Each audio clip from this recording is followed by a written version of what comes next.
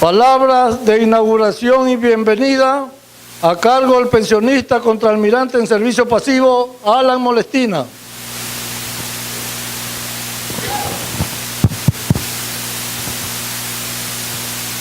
A todos los presentes, buenas tardes y bienvenidos a este foro. La situación del Estado de Derecho en el Ecuador y análisis de los artículos 158 y 159 de la Constitución vigente sugiere un título importante para un foro académico en el que intervienen tantos militares como personal civil o desvinculado de la actividad militar. Por lo que, previo a entrar en materia, quiero hacer un brevísimo análisis de la situación política actual en lo que respecta a la posición actual gobierno con los militares. La misma que, como es conocido por todos, se centra en una constante confrontación, principalmente porque el actual gobernante y su equipo asesor, sin ninguna base legal o doctrinaria, cuestiona su funcionamiento, tanto en la parte estructural como en la forma, lo que origina que otros actores políticos con los que el gobierno también confronta se planteen la siguiente interrogante: ¿han intervenido o dejado de intervenir las Fuerzas Armadas en el quehacer político del Ecuador, apoyando o retirando el apoyo al gobierno de turno de acuerdo a lo que establece la Constitución, la Carta Magna? La historia del Ecuador registra en su memoria política que el poder militar efectivamente ejerció influencia en su accionar. Esto muy activamente hasta el año de 1979, en que la última dictadura militar, liderada por 3 oficiales de las Fuerzas Armadas, Alfredo Poveda Burbano, almirante de la Fuerza Naval, Guillermo Durán Arcentales, general de Ejército, y Luis Leoro Franco, general del Aire, administración de gobierno que se la conoció como el triunvirato, permitió la transición hacia un nuevo gobierno elegido democráticamente, proceso que se mantiene hasta nuestros días. Así, en casi todas las constituciones políticas que el Ecuador ha tenido, se estableció que las Fuerzas Armadas eran garantes del orden legal constituido, lo que cambió en el año 2008, cuando la Constitución de Montecristi, en el artículo 158, establece que las Fuerzas Armadas y la Policía Nacional son instituciones de protección de los derechos, libertades y garantías de los ciudadanos. Recordemos el 30 de septiembre, quién fue el actor que mantuvo el orden constituido. Y el artículo 159, que las Fuerzas Armadas y la Policía Nacional serán obedientes y no deliberantes y cumplirán su misión con estricta sujeción al poder civil y a la Constitución. Los artículos mencionados son los que en este foro serán analizados por prestigiosos panelistas como son el doctor Francisco Huerta, abogado León Roldós, abogado Eduardo Carminiani y el contraalmirante Livio Espinosa y el señor coronel Alberto Molina Flores, que actuará como moderador. Sean ustedes bienvenidos. Dejo la palabra al señor moderador.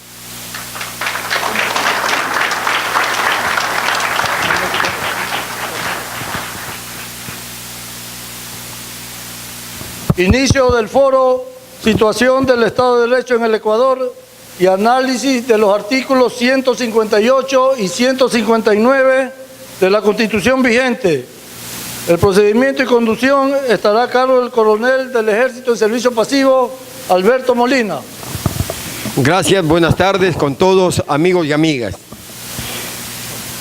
El Frente de Apoyo del Instituto de Seguridad Militar y las Fuerzas Armadas tienen el grato honor de tener a distinguidos ecuatorianos en nuestro panel de esta tarde.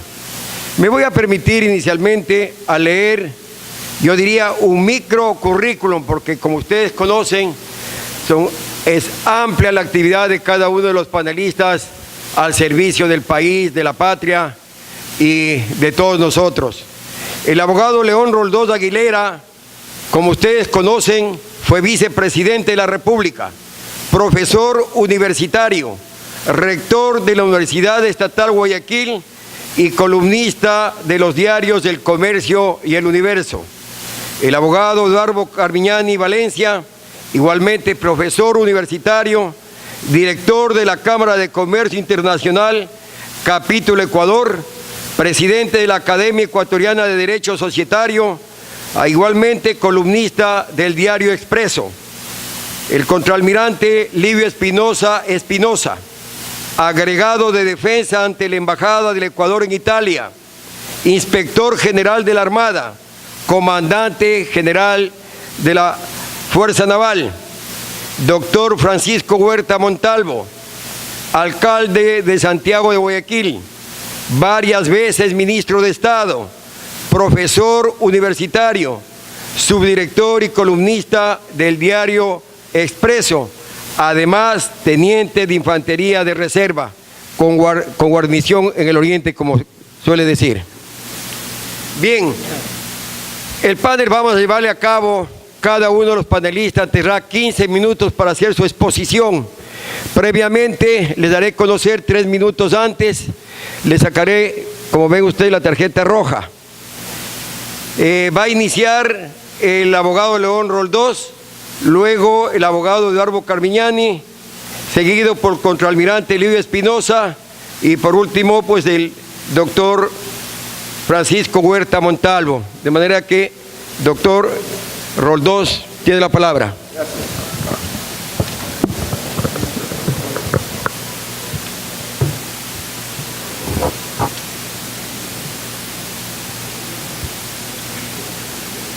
Saludo esta tarde a todos los presentes, miembros de las Fuerzas Armadas en servicio pasivo, ciudadanas y ciudadanos. Yo quiero, puesto, en el Ecuador se supone que hay un orden jurídico, se supone, porque en la práctica se ha vuelto cotidiano rebasar el orden jurídico. Explica esta suposición. Primero, que hay un ordenamiento que todos debemos respetar, los que están en el poder y los que no estamos en el poder.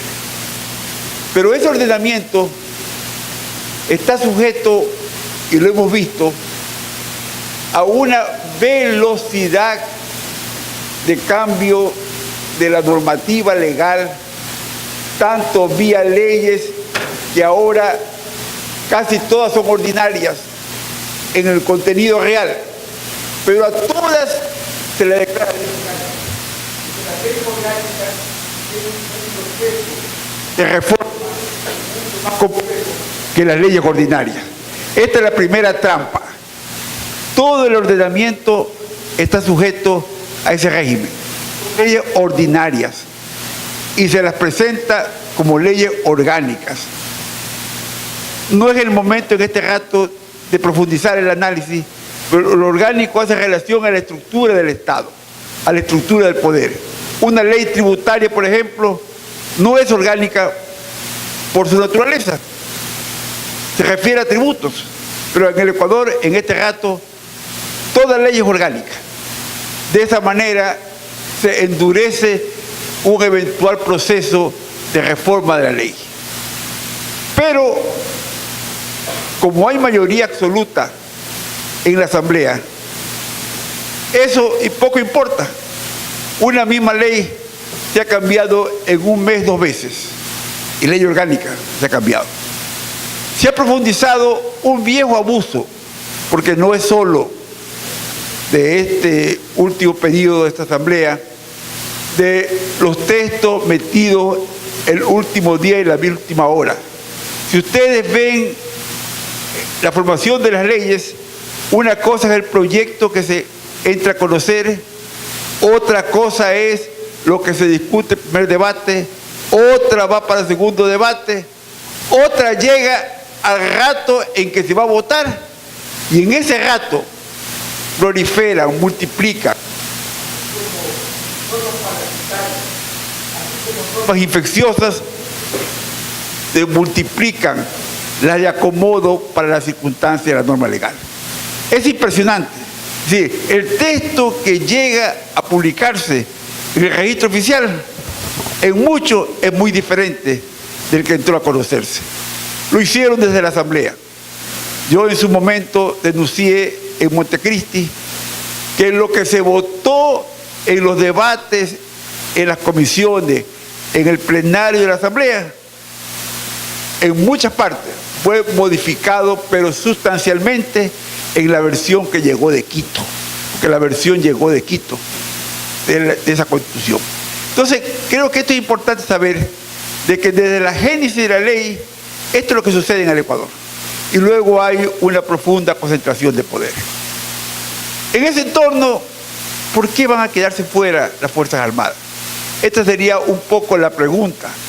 ¿Van a tener el privilegio de las Fuerzas Armadas de no caer en este entorno? No, tienen que estar también en el entorno. Y ahí vienen los hechos que se dan. Los hechos que se dan que además se vinculan con las circunstancias de demostrar hasta dónde puede llegar la audacia del poder. Esto es importante, hasta dónde puede llegar la audacia del poder. Ahora sí, leamos los 2 artículos que son la base de esta presentación. El 158 se acaba de leer. Las Fuerzas Armadas y la Policía Nacional son instituciones de protección de los derechos, libertades y garantías de los ciudadanos. Son instituciones de protección de los derechos, libertades y garantías de los ciudadanos. Se le quitó una frase anterior, que era garante del orden constituido. Aquí se privilegia, son las condiciones de derechos, libertades y garantías de los ciudadanos. Y se dice, lógicamente, que las Fuerzas Armadas tienen como misión fundamental la defensa de la soberanía, integridad territorial y complementariamente apoyar en la seguridad integral del Estado de conformidad con la ley. Y el último inciso señala que quienes la integran, las Fuerzas Armadas, se formarán bajo los fundamentos de la democracia y de los derechos humanos y respetarán la dignidad y los derechos de las personas sin discriminación alguna y con apego irrestricto al ordenamiento jurídico. Esto es, el 158 en teoría es un señor artículo que merece rendirle homenaje, en teoría. Pero esto tiene una historia, sobre todo lo último, aquello de respeto de los derechos humanos. las facturas que el gobierno quería pasar a las Fuerzas Armadas por hechos que se dieron en los años 80 y en otras circunstancias. Esto estuvo atrás. En los debates entró esto. Esa factura no podía olvidarse. Lo que pasa es que hoy día los ecuatorianos y los militares y los civiles tenemos que pasarle la factura a este gobierno, la de los derechos humanos, pero a este gobierno, no quedarnos en los años 80. Esto es importante que recordemos. Y luego está el artículo 159, las Fuerzas Armadas y la Policía serán obedientes y no deliberantes y cumplirán su misión con estricta sujeción al poder civil y a la Constitución. Aquí no se declara serviles a los miembros de las Fuerzas Armadas y de la Policía Nacional. Aquí no se los declara sumisos. Aquí lo que no se quiere es que entre en el debate político. Pero encima de la política hay principios fundamentales, que es el orden constitucional y los derechos humanos. Están encima de la política. Entonces, una lectura correcta es que no se quiere militancia política de las Fuerzas Armadas. No es que solo pueden hacer lo que ordena la autoridad. Porque más aún, el segundo inciso del 159 es claro. Las autoridades de las Fuerzas Armadas y de la Policía Nacional serán responsables por las órdenes que impartan. La obediencia a las órdenes superiores no eximirá de responsabilidad a quienes las ejecuten. Todo militar, todo policía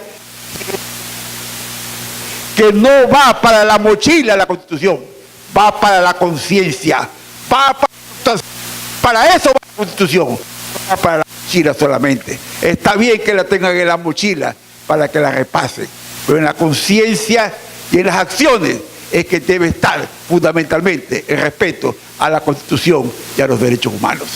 Esto es fundamental que tenga claro el personal militar en el Ecuador. Y vamos a señalar otros puntos que son importantes. El presidente siempre dice, les habla el comandante en jefe. Una frase, no está en ninguna norma legal. Una frase, comandante en jefe. Lo que dice la Constitución es que él es la máxima autoridad de las Fuerzas Armadas y de la Policía Nacional, pero con apego a la Constitución y a la ley. ¿Y qué dice la Ley Orgánica de Defensa Nacional? Artículo 13. El presidente de la República es la máxima autoridad de las Fuerzas Armadas, funciones que debe ejercer de conformidad con lo dispuesto en la Constitución y más leyes pertinentes. Aquí no hay monarca, aquí no hay voz autoritaria, aquí es la máxima autoridad, pero no es monarca, es la máxima autoridad con apego a la Constitución y las leyes. Artículo 3 de la Ley Orgánica de Defensa Nacional. Y aquí viene, y lo menciono porque debo hacer referencia luego a lo del IFA. Sus funciones institucionales en los espacios político-administrativos los implementará a través del Ministerio de Defensa. Solo político-administrativo. Y sigue la ley. En los espacios militares estratégicos requerirá del comando conjunto. Comando conjunto. Es decir, aquí está bien dividida la norma. En lo político administrativo, ministro de Defensa. En lo que hace relación a la propia razón de ser, a la finalidad de las Fuerzas Armadas, en la defensa de la integridad nacional y en la seguridad como espacio complementario a la Policía Nacional, a la seguridad interna, solamente la relación es con el comando conjunto de las Fuerzas Armadas. El ministro de Defensa ni siquiera es intermediario al respecto. Es político administrativo. El ministro de Defensa es eso. Es un vínculo, un intermedio entre el presidente y las Fuerzas Armadas para lo político administrativo. No tiene otra competencia. Yo creo que esto es fundamental que lo tengamos claro, porque quizás vale leer también el artículo 5. En caso de grave conmoción interna o catástrofe natural, previa declaratoria de emergencia, el presidente de la República, a través del jefe del Comando Conjunto de las Fuerzas Armadas, podrá delegar, dirigir las operaciones militares y a los comandantes de las fuerzas de tarea. En otras palabras, en estas circunstancias, ministro a un costado, él no es parte de la propia actividad militar. El ministro es para lo administrativo, para lo político. Ojalá tengamos claro en eso, ¿ya? Porque el mando militar es el mando militar. Ahí el ministro no es parte. Ahí la relación es presidente de la República, mando militar. Y debo mencionar el tema IFA porque la generosidad de confianza del personal aquí presente y del almirante Noris ha llevado a que me pidan que yo patrocine al almirante Noris en la defensa del IFA. Y lo hago con mucho orgullo, lo hago con espíritu de patriotismo. Ahí he asumido esta defensa.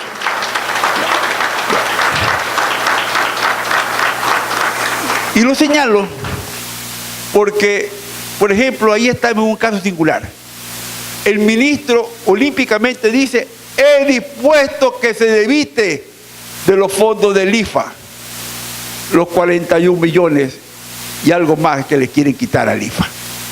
Él no tiene ninguna competencia para eso.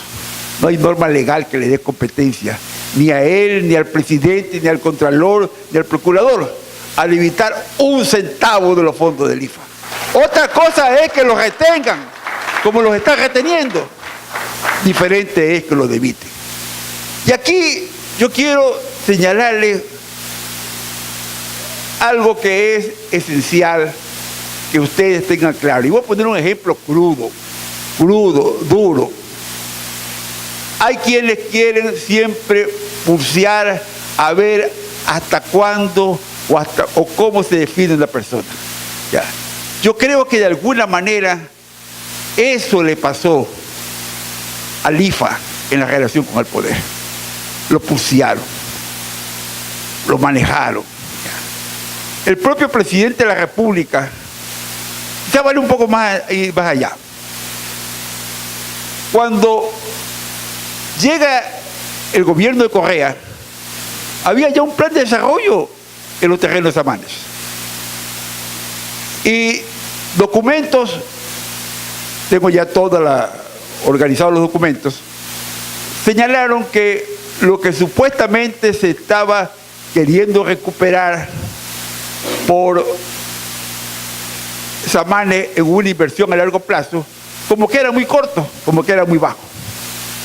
Y adjudicado ya la resolución de adjudicación del desarrollo de samanes, se deja sin efecto. Realmente ni siquiera se lo invalidó, se deja sin efecto. Y ahí quedó, porque el adjudicatario le plantearon aparentemente alguna alternativa y no estuvo de acuerdo, y simplemente se quedó ahí. Y entonces se hizo otro programa de desarrollo. Y entonces el ministro Ponce, que tenía buenas relaciones de seres humanos, llamemos así, con el mando militar, sugirió de que el ingeniero Carvajal, hermano del subsecretario de Defensa, sea el que haga el nuevo plan de desarrollo. Y llegó Carvajal e hizo un nuevo plan de desarrollo. Ambicioso, muy ambicioso. Pasaba los 450, tengo el valor exacto, no podría precisar si fueron 50 o algo más, la posibilidad de recuperación que tenía el IFA con esos terrenos. ¿Ya? Pero entonces El ministro Ponce dijo, es demasiado. Hay un... Pero el error puesto por alguien del equipo del gobierno, el error puesto por el hermano del subsecretario del ministerio. Ahí estuvo el error. Y se congela el tema. Y el almirante Nori pide y pide y pide que se reúna el consejo directivo del IFA y no pasa nada. Hasta que el presidente aparece en una sabatina y anuncia el desarrollo del Parque Samanes en los terrenos del IFA y se menciona un valor aproximado de $80 millones. Feta cumplir, hecho cumplido. Se olvidan el proyecto, va el proyecto presidencial. Y ahí viene luego los siguientes pasos. Se había reformado la ley de contratación pública y se había señalado dos regímenes diferentes. Uno para traspaso de bienes entre entidades del sector público negociable y otro respecto al sector privado, que no menciona la palabra sector privado en la ley, pero sí en el reglamento. Dice expresamente persona del sector privado, con palabra privado, así, sin lugar a dudas, confusión alguna, el reglamento. 3 minutos. Ya, y se habla de un avalúo actualizado. Este fue todo un debate actualizado. Actualizado tiene que ser. No puede ser el avalúo del catastro, un avalúo de catastros quinquenales, no puede ser. Y entonces llega al avalúo esta de la Dirección Nacional de Avalúo de Catastro. De alguna manera, los militares dijeron, el precio es muy bajo, 48 millones. Pero le dijeron, no, ustedes ya aceptaron ese avalúo. Y se llega a la escritura pública. ¿Y por qué digo que hubo una trampa? Porque si hubiera habido, entre comillas, el procedimiento del avalúo municipal en el supuesto que esa habría sido la intención, había dos acciones. Una acción contenciosa administrativa contra el avalúo y un eventual juicio de expropiación si se insistía en el avalúo. Es decir, perdónenme, los hicieron tontos a los militares. Esto fue lo que pasó. Los hicieron tontos a los militares. Le pusieron un avalúo que luego, a poco tiempo, comienzan ya a dudar era o no era, hasta que estalla ya la posición el año 2015 de la Procuraduría. Esto para decir, esto hay que defenderlo por principio de honor hay que defenderlo. No es el hecho económico solamente, ahí hay un problema de honor que es fundamental defender, porque si hay lugar a revisión del contrato, tiene que irse por la vía de nulidad del contrato. Y entonces regresamos a la fecha en que se celebró el contrato. Y ahí vamos a pelear el precio. Este es un tema de honor militar, no es un tema puramente económico. Gracias por la atención de ustedes. Yo le voy a dar un enfoque institucional y para ello me voy a valer de 3 ejes importantes. El primer eje que he considerado es un eje de seguridad, un eje estratégico.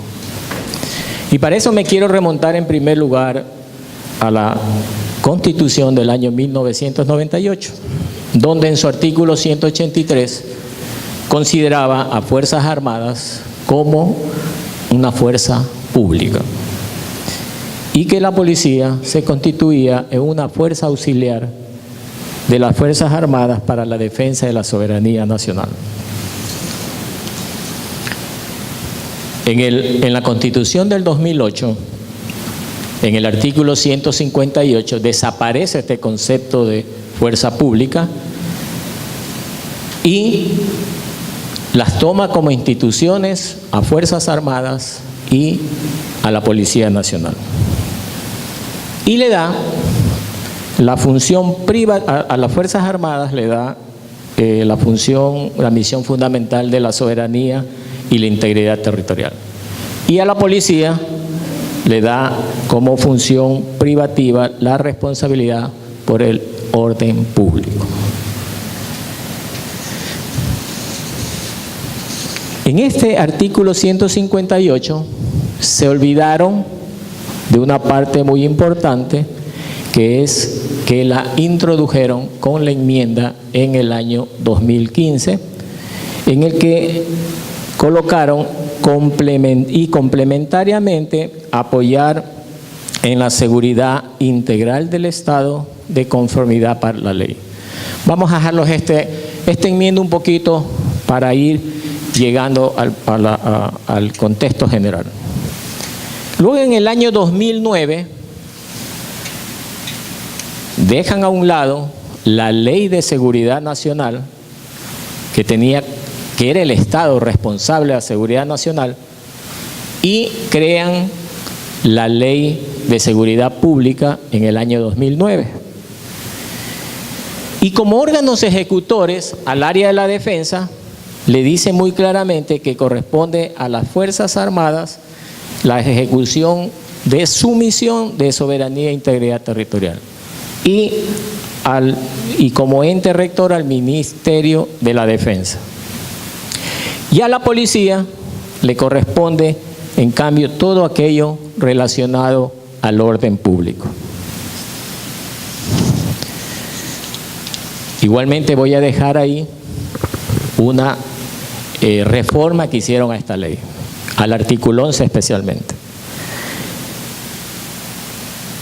Y también colocan en esta ley, en su artículo 35, de la complementariedad de acciones de las Fuerzas Armadas y Policía Nacional para cuando haya un estado de excepción en la que las Fuerzas Armadas deberán apoyar a la Policía Nacional.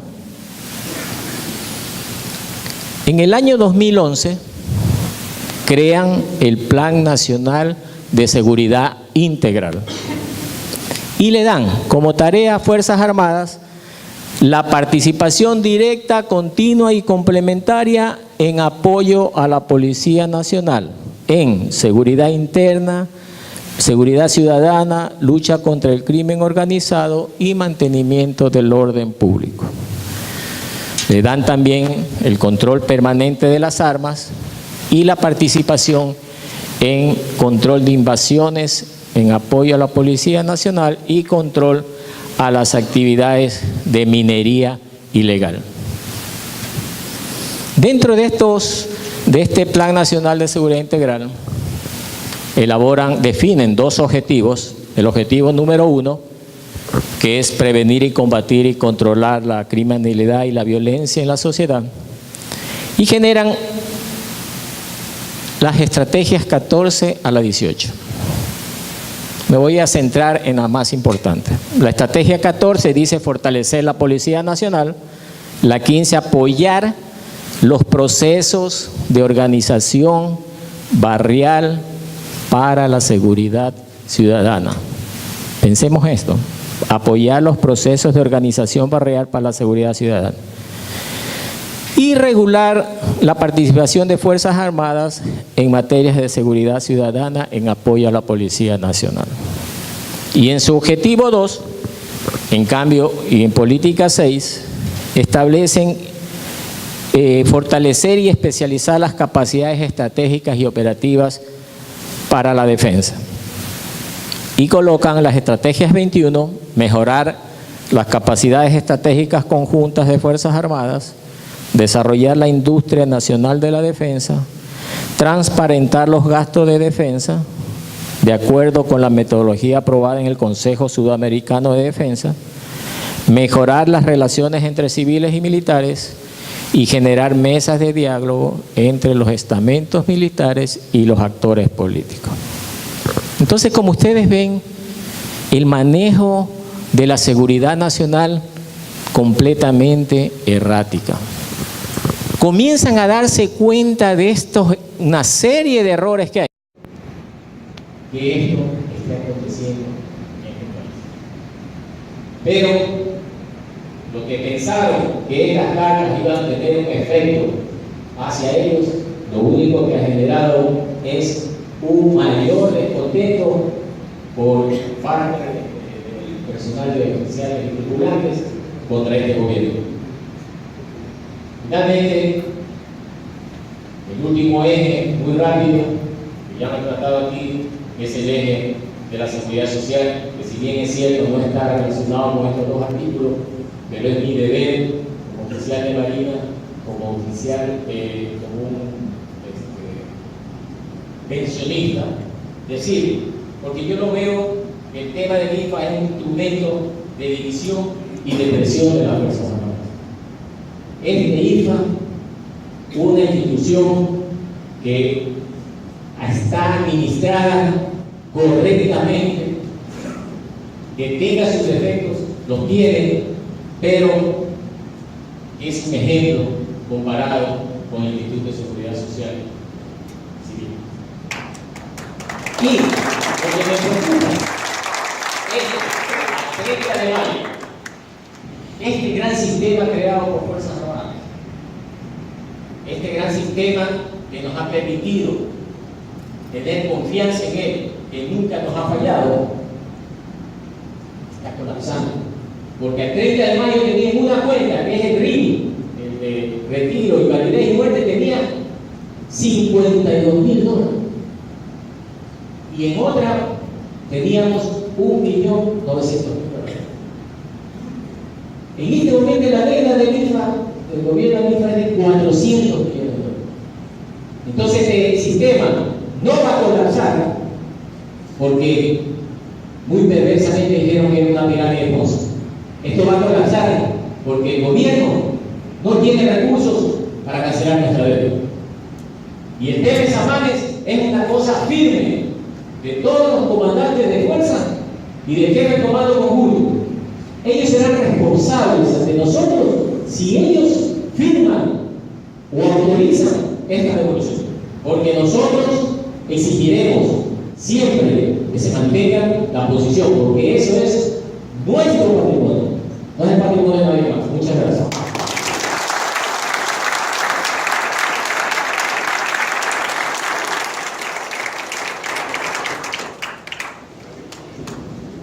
Doctor Huerta, por favor. A Sudáfrica, ahí están, la vida útil ha terminado. El regalo que nos dio Chávez, una chatarra guardada por ahí. Esa es mejorar las capacidades estratégicas y no hablar mucho más de cosas que por su seguridad no debería decirlas. Desarrollar la industria nacional de la defensa. Desde que fui comandante general de Marina está la idea de desarrollar el mega astillero. Han pasado 10 años y el famoso mega astillero no se va a hacer nunca. Si no se lo hizo cuando había recursos, hoy en día jamás. Y un astillero es el que genera el desarrollo de la industria nacional. Es ahí el precursor de ese desarrollo. No va a haber desarrollo. Mejorar las relaciones entre civiles y militares. Pero si nos da palo todos los meses. Todos los meses nos da un desprestigio a estas Fuerzas Armadas, patrióticas, victoriosas, ganadoras de 2 guerras. Y nos quiere maltratar en forma perversa. No puede ser. Nos ponen ministros de defensa que son nuestros enemigos. ¿Cómo podemos manejar un país? ¿Cómo estamos manejando esta seguridad nacional, señores? Esta es una cosa que nunca ha pasado en este país, por favor. Bien dijo, ¿qué es lo que hace el ministro de Defensa? Político administrativo. Y el comando conjunto es militar estratégico. Entonces, la seguridad se está conduciendo de una manera que realmente, desde mi formación profesional, es errática. Y nos han entregado unos nuevos roles que realmente nos han alejado de nuestra misión principal. Otro eje importante es el eje de la politización que han querido hacer de Fuerzas Armadas. Ellos quieren poner el éxito de su revolución en Fuerzas Armadas. Y ellos lo han dicho. Pero ¿qué ha pasado para yo decir que hay una estrategia de politización? Primero, ascensos a dedo, ¿no, verdad? La Constitución, en el artículo 160, muy claramente dice que los miembros de Fuerzas Armadas y de Policía Nacional estarán sujetos a las leyes específicas que regulen sus derechos, obligaciones y sus sistemas de ascenso y promociones con base en méritos y con criterios de equidad de género, y se garantizará su estabilidad y profesionalización. Y la Ley del Personal de Fuerzas Armadas, en su artículo 101, indica que el ascenso constituye un derecho del militar para pasar al grado inmediato superior, cumpliendo con los requisitos establecidos en la ley, siempre que existiere la correspondiente vacante orgánica. ¿Pero qué se está dando? Que hay oficiales que no cumplen ni siquiera con los requisitos mínimos y los méritos necesarios, pero son ascendidos, porque son compadres, tienen sus compadres y tienen sus amigos. Y los ascienden. Pensemos por qué los ascienden. Porque si a mí me están dando, me están catapultando sin haber cumplido ningún requisito, pues yo tengo que firmar un compromiso, pues. Y no les interesa lo que dice la Constitución, no les interesa lo que dice la ley, no les interesa lo que dicen los reglamentos, no les interesa ni siquiera lo que dice el Consejo Supremo, que son órganos reguladores competentes establecidos en la Ley Orgánica de Defensa Nacional. O sea, tiran a rajatabla todo esto. Y tenemos oficiales que están ascendiendo, ¿verdad? Y que hasta le disponen ya a los comandantes de fuerza el pase donde tienen que ir esos almirantes que ni siquiera fueron calificados por su fuerza, por sus Fuerzas Armadas. Entonces, ¿qué ejemplo queda para toda esa oficialidad? Yo, si fuese un oficial, ¿no, verdad?, que me han formado como me formó la Fuerza Naval, con principios y con valores, y yo no paso los requisitos mínimos, señores, me voy pues, agradeciendo a la institución. Pero yo no me puedo parar a mis subalternos siendo ascendido de esta manera. Entonces, aparte de las leyes, aparte de esto, ¿a dónde está quedando esos principios y esos valores que nos enseñaron nuestros antiguos? Entonces los oficiales ven todo esto. Entonces, ¿qué es lo que están generando? Es que hay que hacer compadre del que está de turno. Porque no interesa a mí si me califican o no, porque yo tengo a mi compadre. Y eso es todo.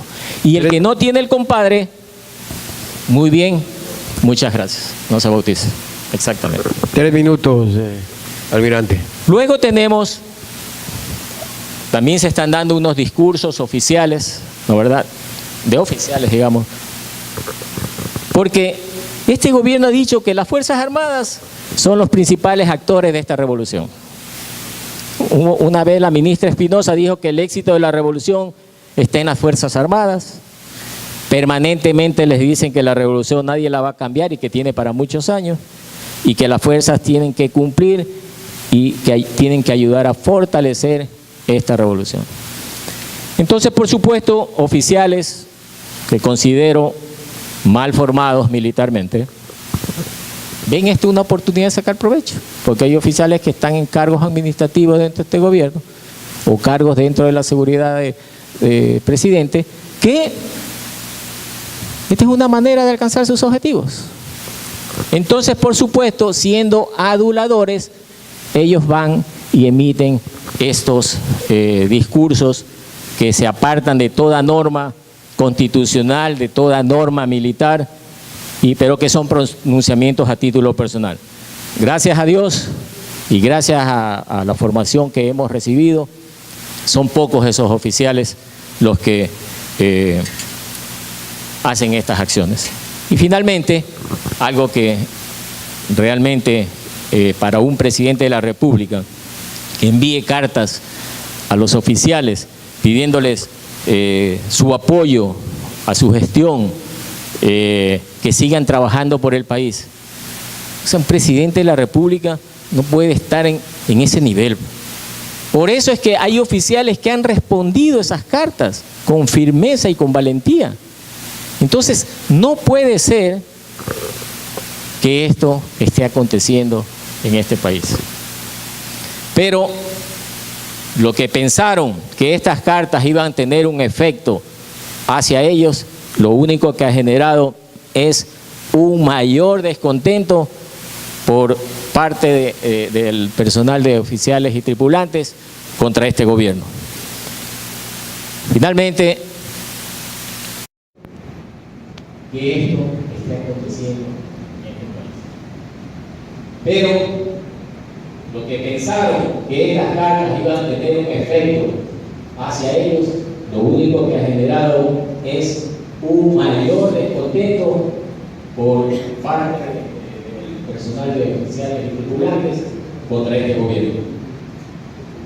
Finalmente, el último eje, muy rápido, que ya hemos tratado aquí, es el eje de la seguridad social, que si bien es cierto no está relacionado con estos dos artículos, pero es mi deber como oficial de Marina, como oficial, como un pensionista, decir, porque yo no veo que el tema del INFA es un instrumento de división y de presión de la persona. Es el INFA una institución que está administrada correctamente, que tenga sus defectos, los tiene, pero es un ejemplo comparado con el Instituto de Seguridad Social Civil. Y lo que me preocupa es el 30 de mayo, este gran sistema creado por Fuerzas Armadas, este gran sistema que nos ha permitido tener confianza en él, que nunca nos ha fallado, está colapsando. Porque al 30 de mayo tenía en una cuenta, que es el RINI, el de retiro, invalidez y muerte, tenía $52.000. Y en otra teníamos $1.900.000. En este momento la deuda del INFA, del gobierno del INFA, es de $400 millones. Entonces el sistema no va a colapsar porque muy perversamente dijeron que era una pirámide de pozos. Esto va a colapsar porque el gobierno no tiene recursos para cancelar nuestra deuda. Y el tema de Samanes es una cosa firme de todos los comandantes de fuerza y del jefe de comando conjunto. Ellos serán responsables ante nosotros si ellos firman o autorizan esta devolución. Porque nosotros exigiremos siempre que se mantenga la posición, porque eso es nuestro patrimonio, no es el patrimonio de nadie más. Muchas gracias.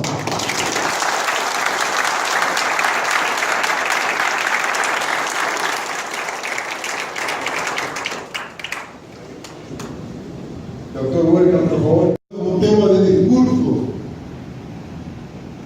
a mí no me gustaría creer que las Fuerzas Armadas recién porque le metieron la mano en el bolsillo se ponen inquietas con los temas del gobierno actual. No puede ser que después de 10 años de ejercicio nos demos cuenta que vivimos una dictadura. Lo advertí desde los primeros días de mi retorno al Ecuador cuando una comisión de la Universidad de Guayaquil hizo que yo pueda formar parte de la comisión de angostura. Propusieron que la universidad señale una terna. Gustavo Vega incluyó mi nombre, era presidente de la Asociación de Rectores en ese momento, y entré a la comisión de angostura.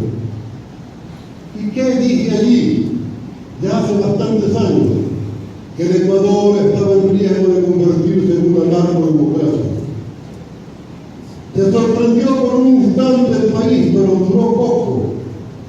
Y después he dicho que tenía que quitar la palabra riesgo. Y ahora he quitado hace tiempo la palabra democracia. Y no digo que tenemos una narcodictadura por razones que están vinculados al narcotráfico los que dirigen la República, pero sí por el nivel de tolerancia que requiere de grandes complicidades al interior de cualquier tipo de gobierno de que se trate para poder darse en la magnitud magnitud de que se da. ¿Y cómo puede ser que con esa circunstancia de magnitud del narcotráfico todavía no tengamos instalados los radares que impedirían que sigan circulando avionetas con drogas por todo el territorio nacional? Y nosotros conversamos de esto, preocupados por el tema del INFRA. No puede ser.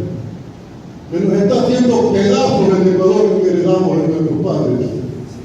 Y vale la pena repetir eso que como lo estaba cuando lo escuchaba en los cuarteles, haciendo mi curso de subteniente de reserva, para recuperar con las armas lo que la política y la diplomacia han pedido.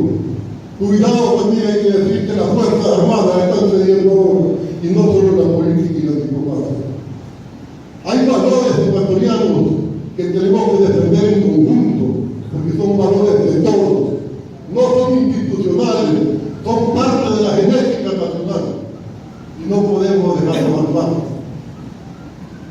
Y es que las cuestiones que ocurren no pueden mirarse solo en el ámbito de lo local. En este libro que me he traído, escrito por Alberto Molino Flores precisamente, Democracia Militar, Crisis y Arbitraje, me interesa destacar del prólogo escrito por Adrián Bonilla, que muchos de ustedes conocen, director de Flaxo en este momento.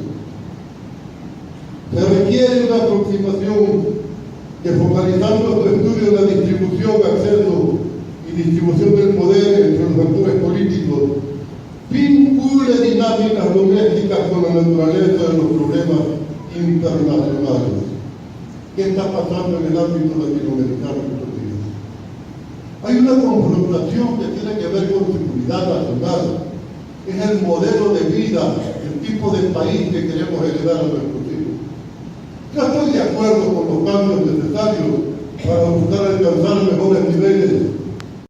No se dejen contaminar con este tipo de sueños de pajaritos y sigan siendo las Fuerzas Armadas nacionales del país.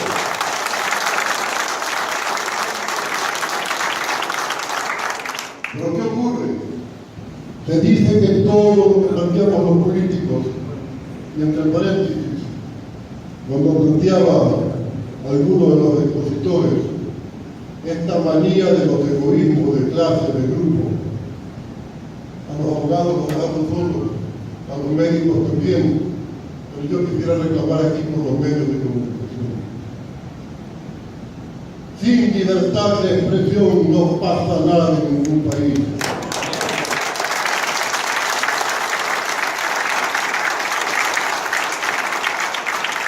Por eso es uno de los primeros blancos que se atacan.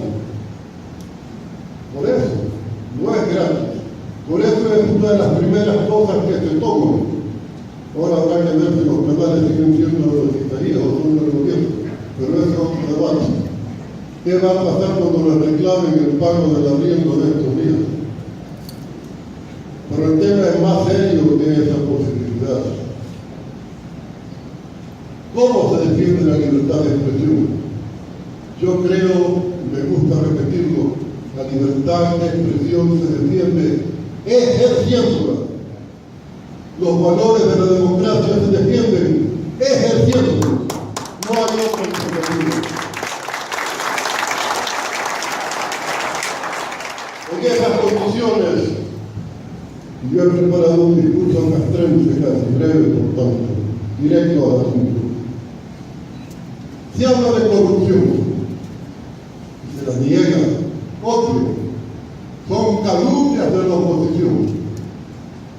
¿Será que es una calumnia de la oposición argentina lo que acaba de descubrirse de un funcionario del Ministerio de Obras Públicas echando paletas con millones de dólares detrás de los muros de un convento? ¿Se lo inventó la oposición argentina eso? ¿O es la evidencia del tipo de gobierno que significan estos que se llaman socialismo del siglo XXI?